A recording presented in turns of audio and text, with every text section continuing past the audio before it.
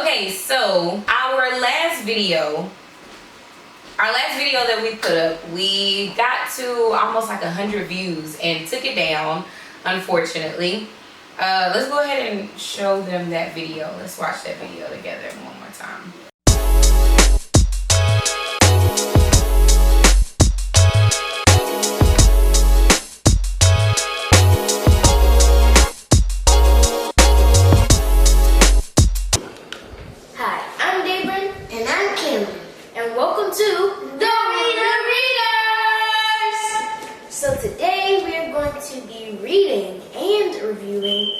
Welcome to the Party by Gabrielle Union. So let's go ahead and get started.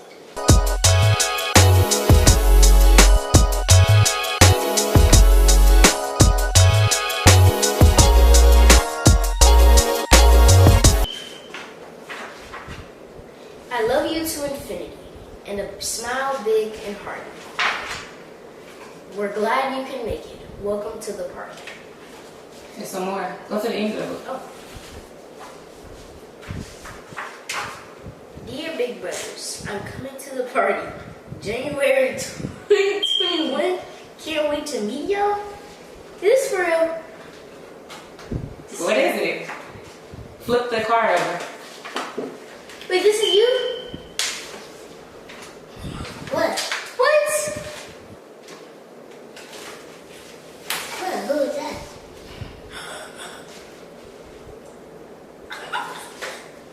Dear, wait, wait, you have a baby in your stomach right now?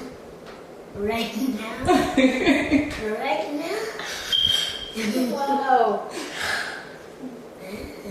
Wait, that doesn't look like it. Oh no. Wait a minute. Wait, did you go to the doctor? Yeah. Just today? Mm-hmm. This is so cool. I think this is the baby right here. That's cool. Is it a brother or a sister? I don't know. That's cool. Yay! How y'all feel? Happy. Yeah, happy. Excited. Think you ready to be a big brother, Ken? I don't think so. You ain't ready, bro. I am. Wow. All right, sign off with the Ready Readers. Give a little review too. What did y'all think about the book? Well, the book was pretty cool. Turn it this way. The book was pretty cool. How did you feel about the book? Well, I feel, I don't know. The book was good. Well, yeah, this book is pretty cool. I like the pictures, and yeah, so I like the pictures, and I like how they rhymed with everything. So yeah, this is the Rooted Readers signing off. Bye. We use the Welcome to the Party by Gabrielle Union to reveal my pregnancy to the boys. Some difficulties happened and I'm no longer pregnant. And so we decided to take the video down because it was a little confusing for family members and kind of people walking up to us. It was very awkward to have that conversation afterwards just because they had seen the video too late. So we took it off, but we had a lot of good conversations after reading that book and after going through Miscarriage. And I just wanted Dave to, if there were any other questions about Miscarriage, about the process. So I just wanted to like open this up because I was so afraid of talking to them about it, but I realized there was some healing in talking to them about it. So I wanted to share that with other family members who may not, I know we focus on the mom a lot when something like this happens because it's happening to your body and the mental and all that kind of stuff. But being that we told the boys when we did, it affected them a lot. Also, there are a lot of things they didn't understand, a lot of questions that we had to answer. And it just made me realize, like, my friends that have had miscarriages, I've never thought about how this may have affected their children. And I've realized that it does, and I want to open that conversation up and share. So, as you guys can see, The boys were super excited. We were super excited. They made mom and dad cry because Dave was all emotional because he's been asking for a sibling since after Camden. He said Cam didn't turn out the way he wanted to. So we had that. We showed that video to show you guys how that book impacted us, but then also now how reading it, like how are you feeling when we read the book? Like, did y'all kind of hints that something was happening, or did y'all just really think like, Gabrielle, you sent us a book? Well, I was in the game room trying to play on my phone, and then y'all were like, we're about to do a book review. So I'm like, what? Okay, let's just do the book review so I can get back to my phone time. So we do the book, we read the book, and then so I close the book and I'm like, let's start reviewing it. And I kind of sort of knew something was going on. You always say that. I kind of knew because, like, when do we ever read a book? When do we ever actually read the book? That's one thing. And then two, so I closed the book and she was like, there's some more. And I'm like, why do I have to read the biography of Gabrielle Union? That's what I thought it was. I'm like, why do I have to read that? But then I saw the card and I was like, what? And I didn't know how to feel about it. And so that's when I just started getting emotional.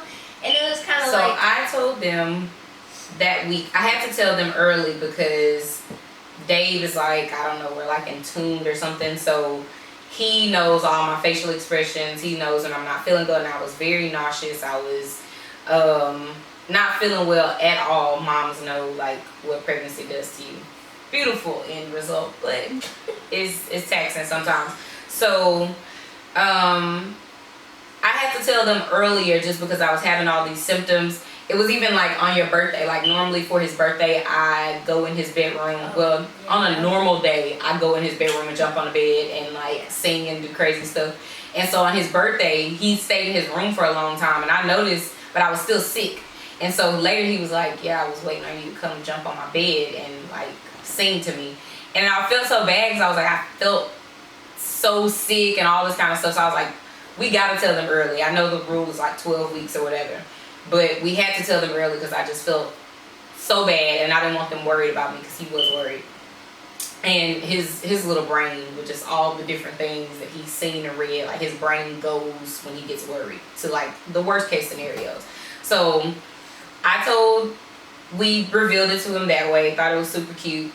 And then the week after, we went to, Dad and I went to the doctor's office. They wouldn't let Dad in. And like this COVID made the situation a little harder because Dad couldn't come into the doctor visits like he did with you guys. So I got to go in, hear a heartbeat, and then when everything happened, so when I actually had the miscarriage, I had to go in by myself again. So we sat in the emergency room, Dad and I are on the phone, and there's crazy stuff happening outside, there's crazy stuff happening inside of the hospital, and then all these emotions of like, my biggest concern was not the actual loss that I was experiencing, but having to explain that loss to two kids who were as excited as y'all saw in that video. Like, that was my biggest concern. And normally like Dad and I talk about these things like together, but I was kind of sitting there in the hospital by myself, just kind of going through those things and not having anybody to talk through those feelings with. Just from kind of people sitting there and staring at you, trying to figure out why you're there or why you start, why tears start rolling down your eyes and stuff. Like, that was a bit much because I did have to experience it by myself. Also knowing that like we woke y'all up at 10 o'clock, well, not woke y'all up, but stopped movie night at about 10 o'clock and was like, hey, going to Yaya's house with no explanation. So got back home and you said you noticed some things when y'all went to Yaya's house. How was that? Like, just stopping movie night in the middle of movie night and going to Yaya's house. Because I'm like, what? Like, why? So we're just watching, having a good time. Then I hear Mom say some stuff. And I was like, I didn't know what was going on. So I just ran upstairs, got some clothes, got my phone. And then we went to Yaya's house. And then Yaya said some stuff that I heard.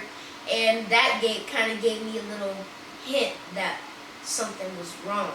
And you said you had just watched a movie where that happened too, right? I watched a movie, and that kind of gave me scared. Like it was kind of like all that week, the whole week that you were pregnant, I was just like, what if this happens? What if this happens? There was a whole bunch of what if, and I feel bad for like watching that movie because sometimes I feel like I jinxed it sometimes.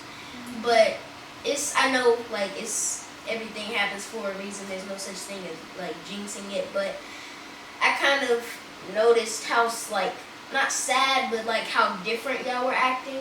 The next day. Yeah, cause like when you were pregnant, you weren't. I can tell you were like sick, but you were still like kind of smiling, like happy.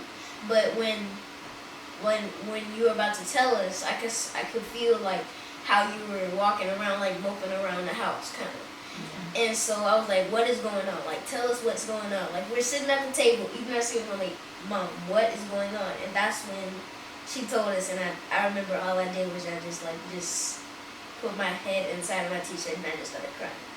And I felt like kind of mad at myself first to start crying because I felt that you were going through something too.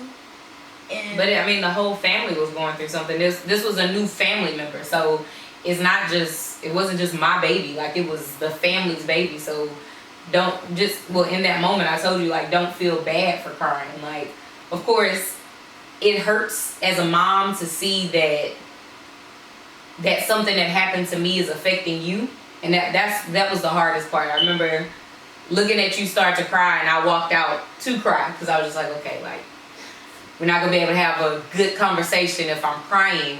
And you said that in one of your videos a while ago about not wanting to be strong, and I like that about you.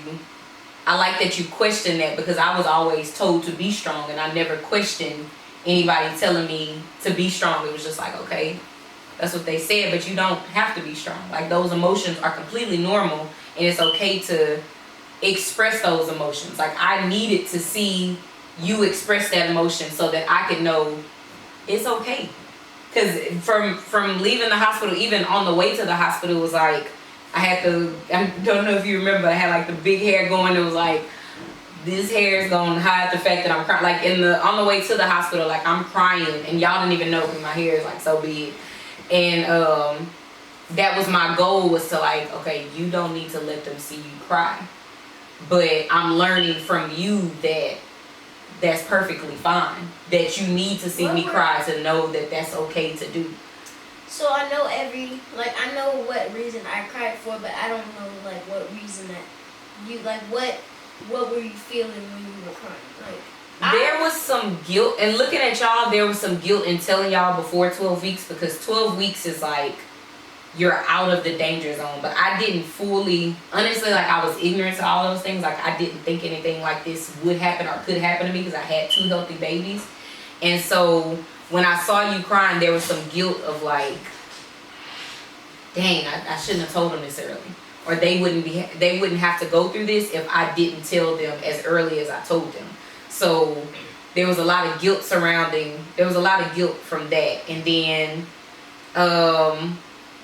just like knowing how excited we were, and like knowing that like as a parent, my job is to protect y'all, and my goal in life is like to make sure that I keep y'all away from any additional hurt. And at that moment I was like, dang, like they wouldn't even have to go through this if I hadn't told them beforehand, Well, kind of like the reason that it wasn't like your reason. Mine was kind of like I knew how I prepared, not like prepared, but I knew what was gonna happen when you had Cam. I was going through that alone, but I was like, okay, like I was getting ready to tell Cam, oh, this is gonna happen. You might not be like treated the same way. You might different things, and I was like, I'm getting ready, like training myself to close my door because I'm gonna hear tantrums and stuff, like crying and stuff. Yeah. And I was like, I kind of was crying because I was already prepared.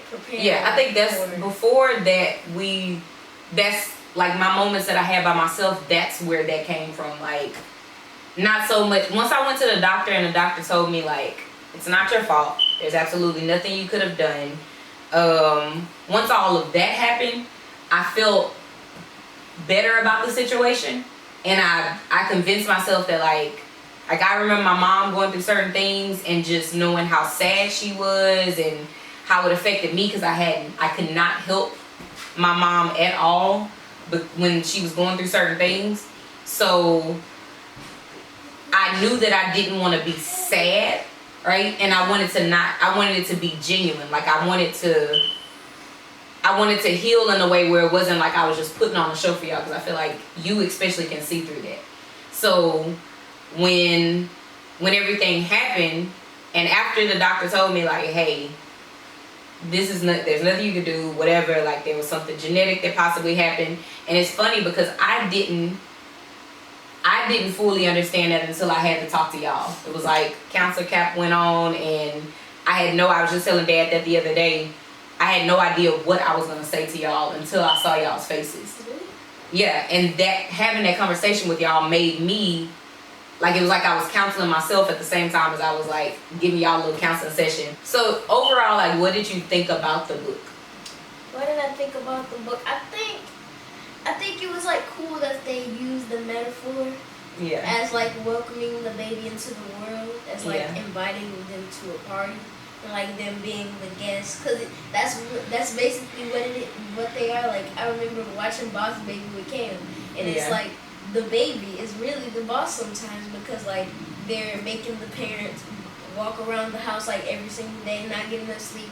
I liked it because I feel like this family is crazy and a baby is gonna have to be prepared for these random dance sessions that happen, the random freestyle battles. We probably have to get another bigger car, because like me and Kim arguing back to back and the baby being in the middle of that. Yeah, the baby has, if there is somebody coming into this dynamic that we call the family, they are gonna have to be prepared because there's a lot. I mean, I think people at grocery stores worry sometimes, but I like the idea of welcoming a child into something that's like already going. Like when you think about a party, it's like, okay, there's something amazing already happening, but we're bringing you into it. So I like that from the book.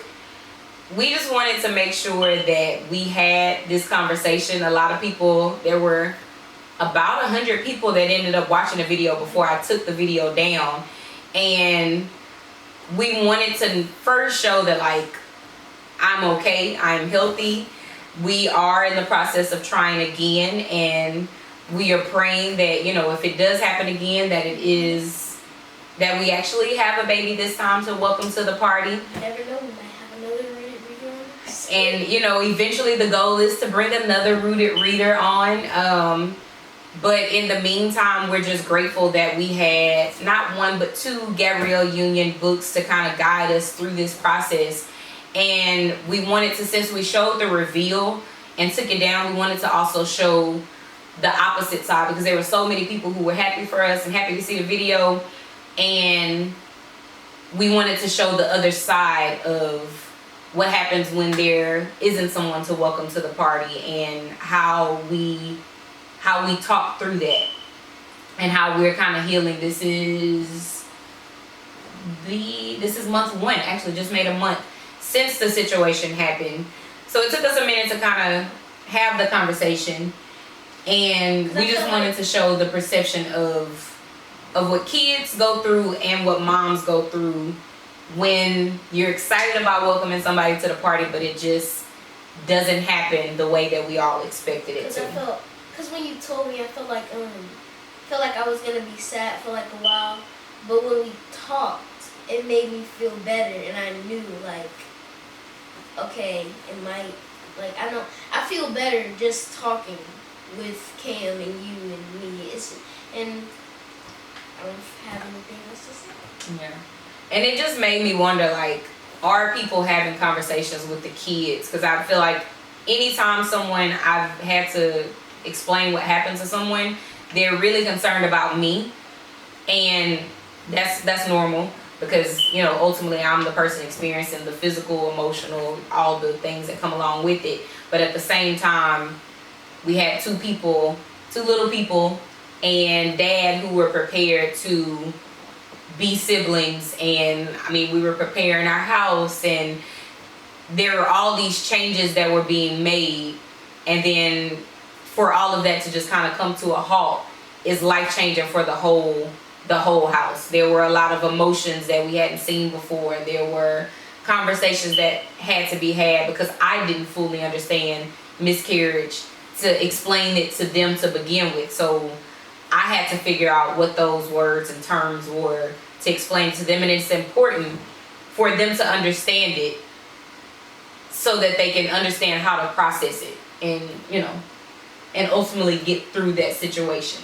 So yeah, we just wanted to share that with you guys. We wanted you guys to see from a kid's perspective, an adult's perspective. So hopefully, Rooted Reader, another little Rooted Reader eventually, but we appreciate 2 Rooted Readers that we have now. We definitely appreciate the 2 Rooted Readers we have now. I think that's one of the things that really got me through this situation, because I know that there are people out here trying at 31 who have not had the blessing of birthing a child, and we just want those people to know that we see you, we understand, and we hope that us explaining how we process this situation, how we experienced it, will help you guys in turn have those conversations or read books that do kind of go into detail about those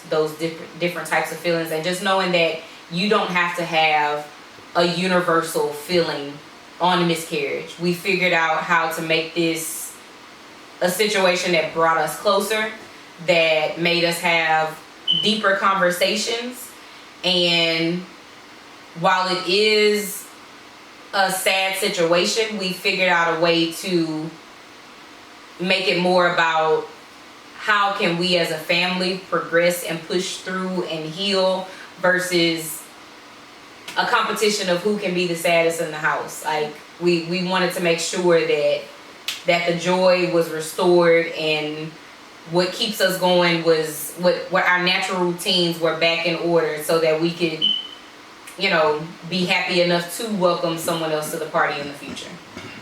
So we are the Rooted Readers signing off.